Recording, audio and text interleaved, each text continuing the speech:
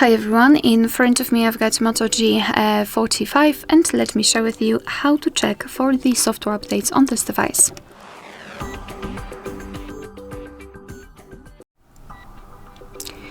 So let's begin with opening the settings. Actually, first of all, make sure that you've got the internet connection because it is required. Simply for checking, you can use Wi-Fi or mobile data, but if you'll decide to download the update, I highly recommend switching to the Wi-Fi so you can avoid some charges.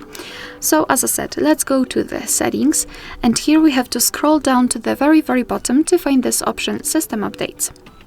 Then let's tap on Check for Updates, and your device will basically check for the updates. That's why we needed the internet connection, and now you can meet two different scenarios. So this is the first one where your software is up to date and there's nothing to download. And the second one is where your device will actually find the update. It will show you the information about it, what has been fixed, what has been added, and then you will be able to tap on download or install and apply the update.